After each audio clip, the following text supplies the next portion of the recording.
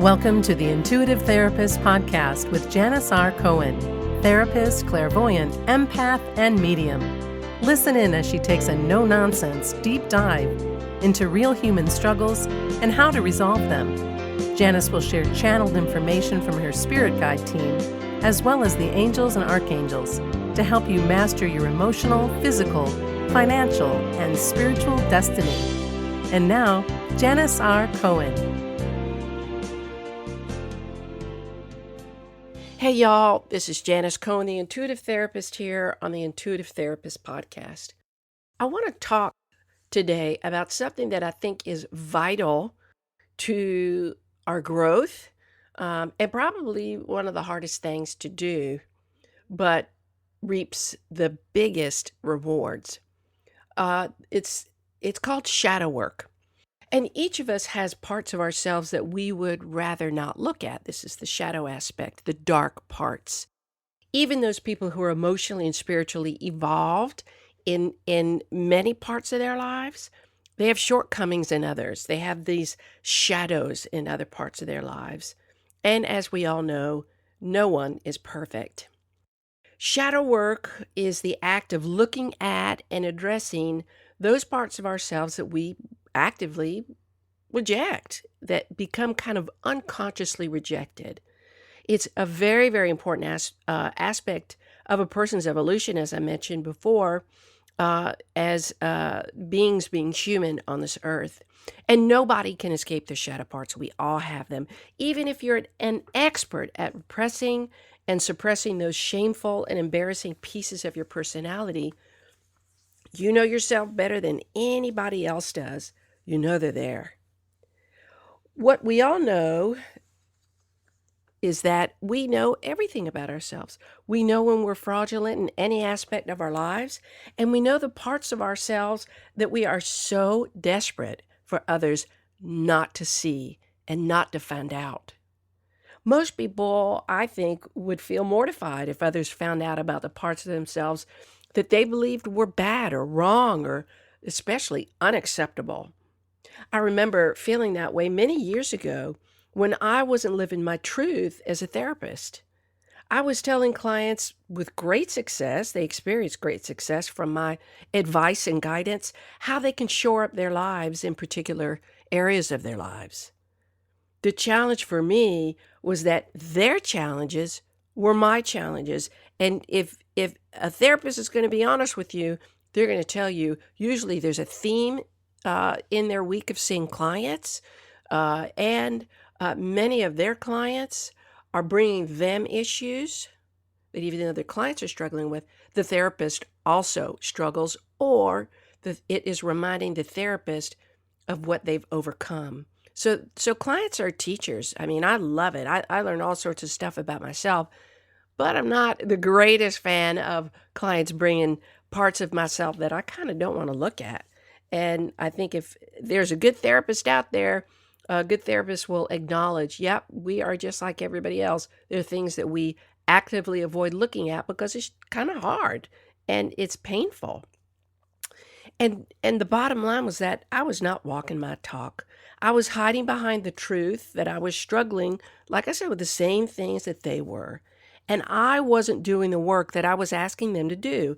I wasn't doing what I needed to do to get right with myself. But I sure did a good job preaching to them and getting them on track. It was really, I have to say, a very awful way to live. And it felt like this black cloud was following me. Like if anybody else found out that I was struggling with the same thing they were struggling with, I think most people, I think I probably lose all my clientele in all honesty. And because of that, I felt like a fraud, even though like I said, I worked very well with them. The strategies that I helped them use were very effective for them.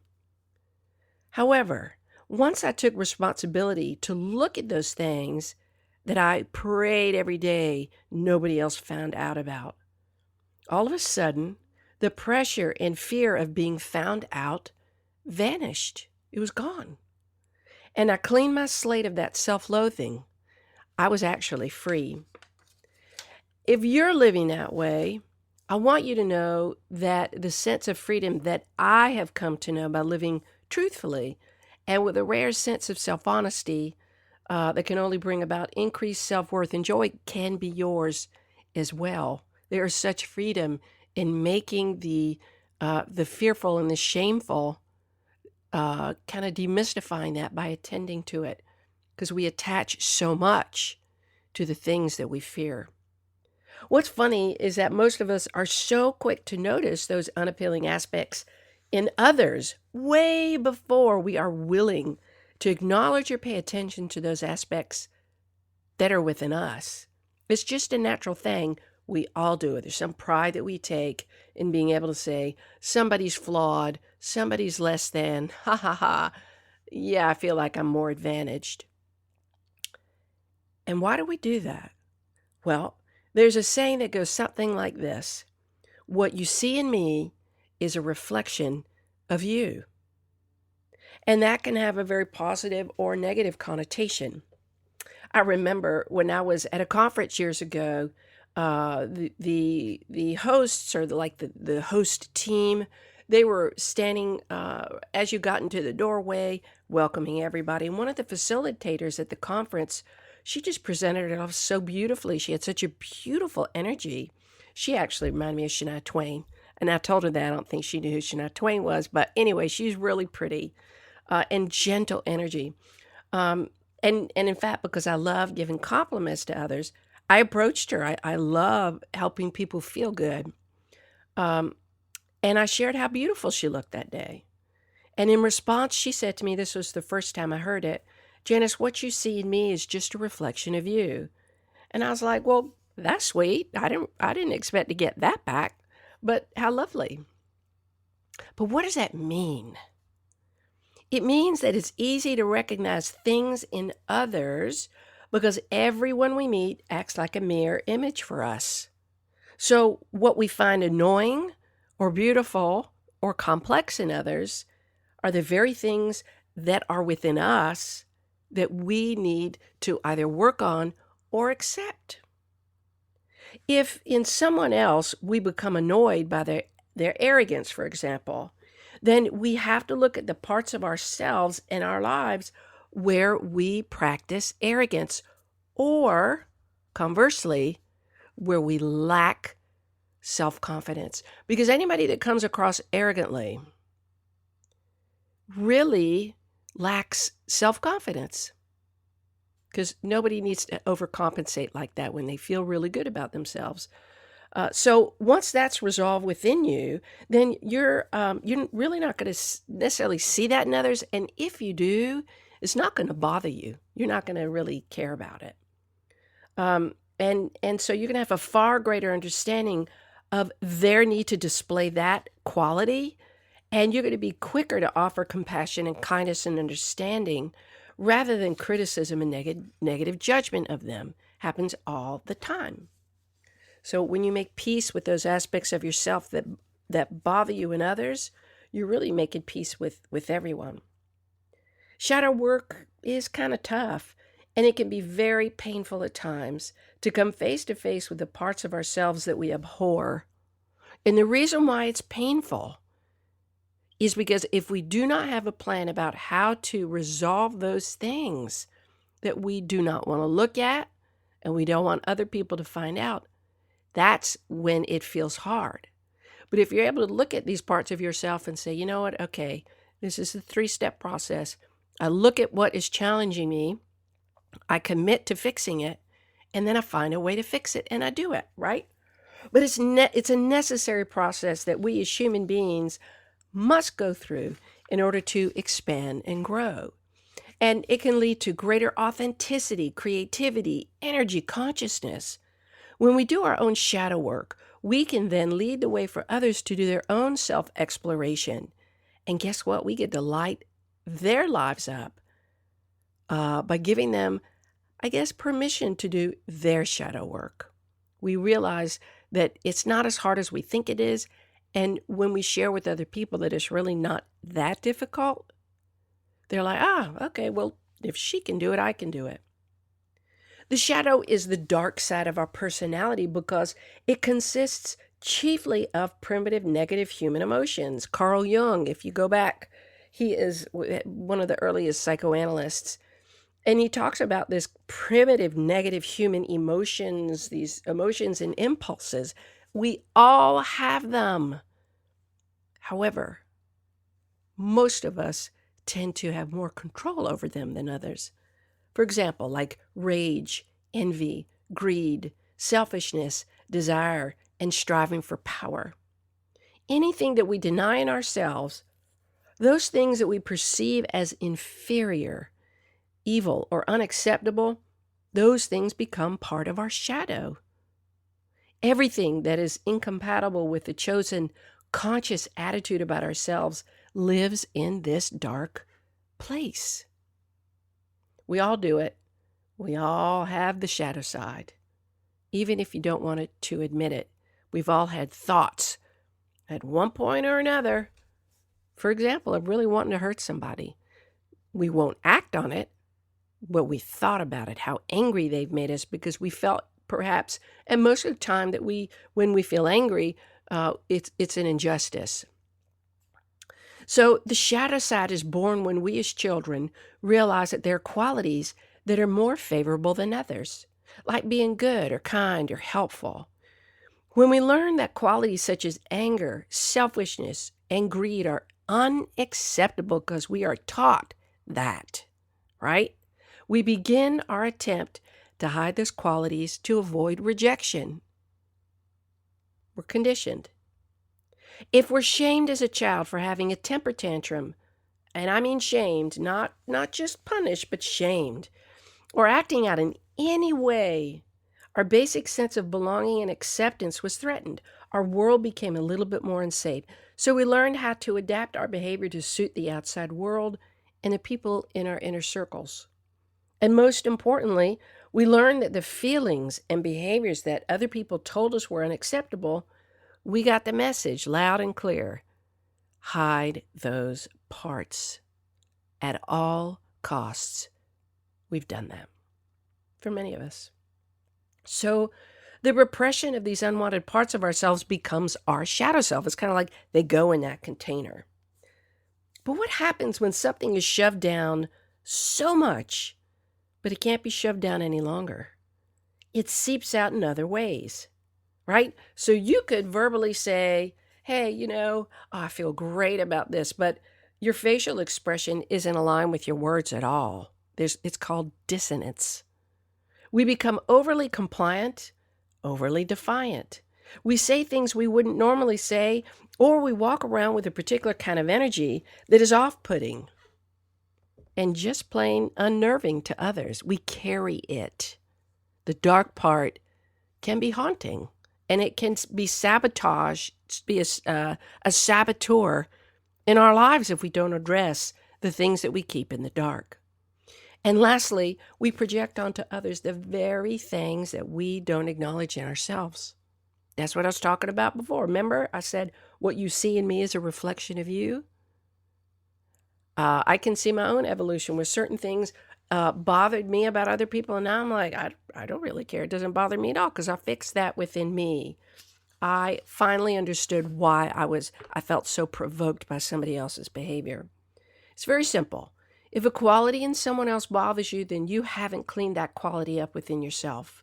Once you have, that particular quality just won't bother you anymore. For example, if someone's rude to you and you're bothered by it, look how you practice rudeness in your life.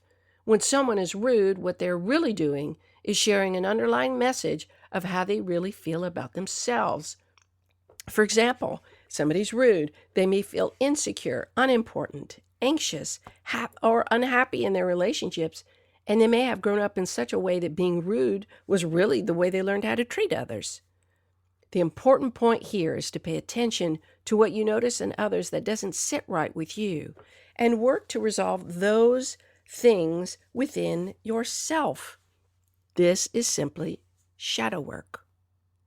So I want to share with you some benefits to getting to know your shadow side because I don't want you to freak out and think that, oh my gosh, if I start looking at my stuff, then I'm just going to be laid out. I'll have a breakdown.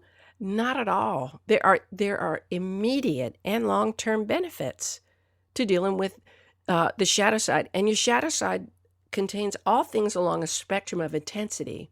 And again, you know what those are. The first benefit is that your personal relationships improve. When you know yourself and you work to improve who you are all the time and how you feel about yourself in your life, you tend to communicate better with others and treat others with more respect and a higher regard. You have more patience, you have more compassion, and especially you don't take things so personally. The second benefit is you're authentically increasing your self-confidence. When you truly know what triggers you, then you can creatively and authentically deal with those things. And when you have a system of dealing with those things that bother you, and that system is repeatable and effective, you feel better about yourself. Third, you know yourself better. No part of you is a mystery anymore. You'll understand yourself much better and know what has motivated you to make the choices you make, and then carve out a specific path to achieve the relationships and the experiences that you want to have. You won't be going through life as if you're blind to yourself.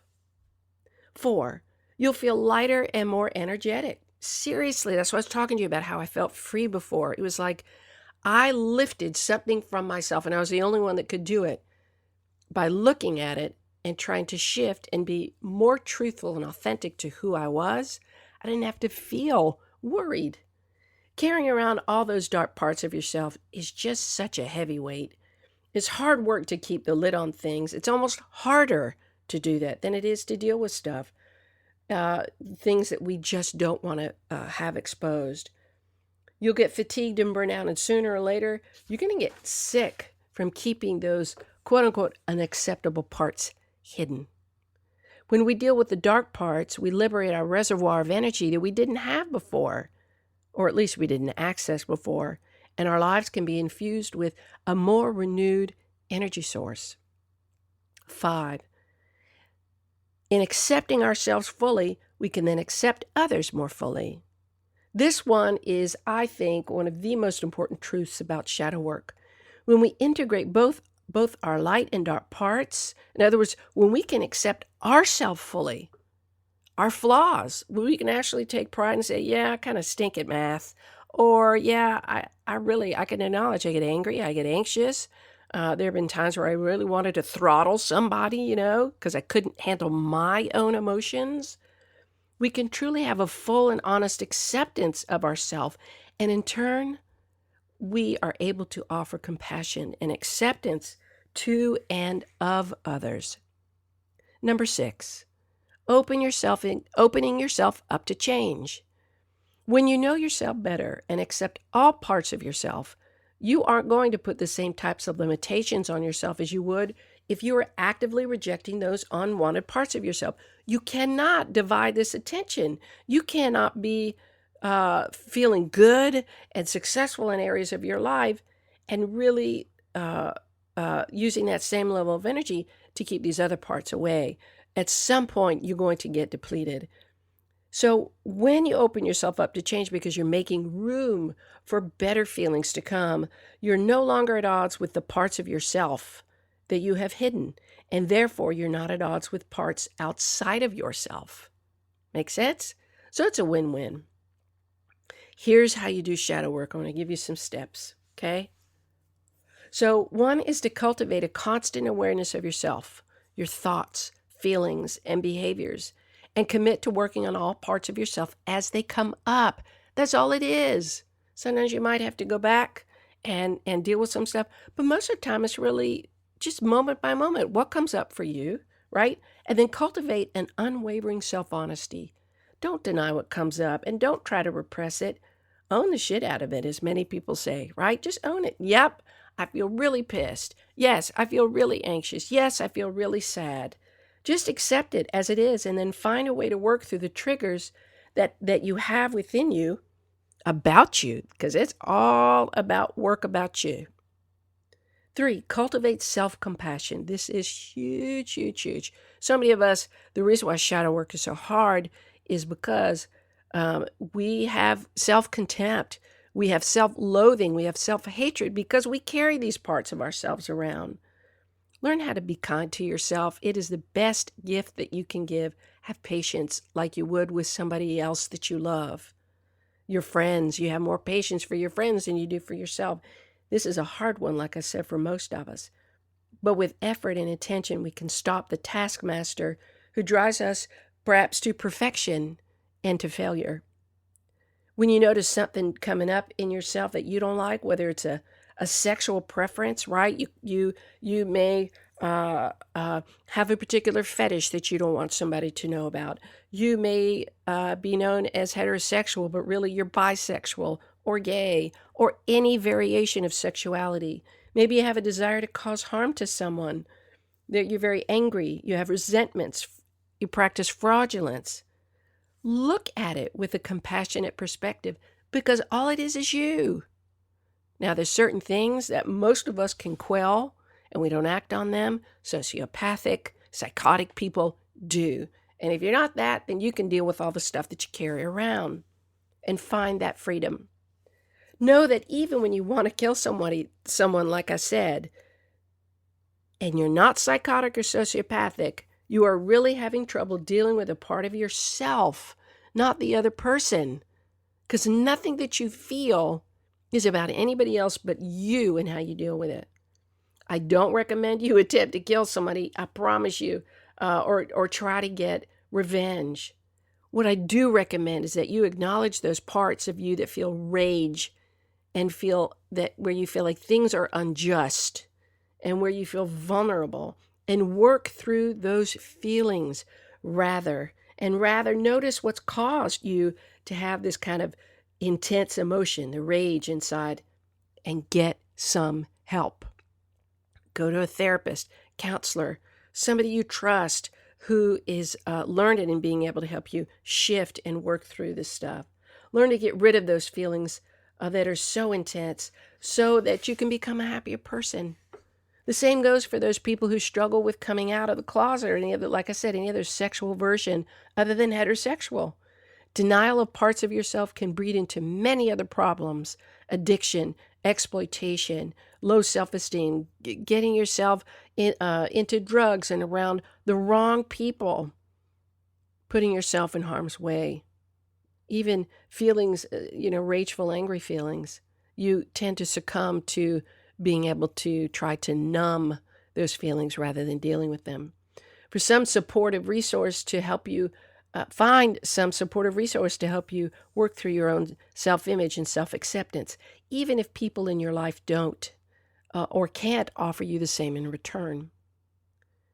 Number 4, this is step 4, reclaim your projections every single time. The truth is that no one really cares about what's going on with you. Okay, let me clarify that. Our family members do, friends and partners do, but 99.99% of the time, people are curious, but they don't care. And I want you to find relief in that. I have.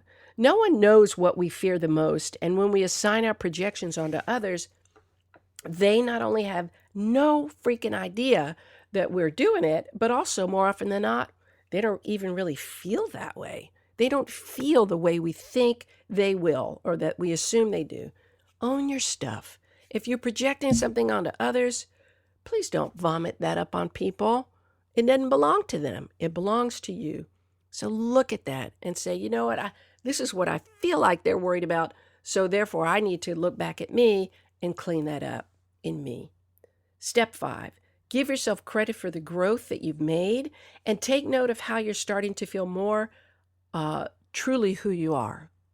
Okay?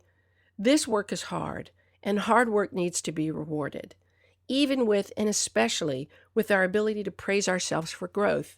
I strongly believe in the ability for people to toot their own horn, tell people how proud they are. Whether you've dealt with an eating issue or gotten out of an abusive relationship or gone to therapy and dealt with the things that you've dealt with because you're happier. The quickest way that you know that you're doing shadow work is to say to yourself things that you say about others. If you think someone else is stupid, then I want you to call yourself stupid and see what that feels like, because something in there is saying that that's what you feel like also. Notice in what areas of your life you have felt or do feel stupid, and work on letting the past go because it can't be changed, and work on fine-tuning your current skill sets in areas of your life where you need so that you can feel better. I hope this kind of extra long episode has helped you. This is so pivotal, this work. And if you're already doing it, I'm so proud of you. And I really urge all of you to deal with things directly and clearly. And if you feel like you can't deal with it on your own, find somebody who can really, really strategically help you do that, because we are all good human beings and we are all flawed. I wish you a wonderful day, a blessed week, and as always, live intuitively. Thanks for listening to The Intuitive Therapist. If you like what you heard, the best compliment you can give us is to share this podcast with a friend. And be sure to give us some stars and a favorable review at Apple Podcasts or wherever you listen in.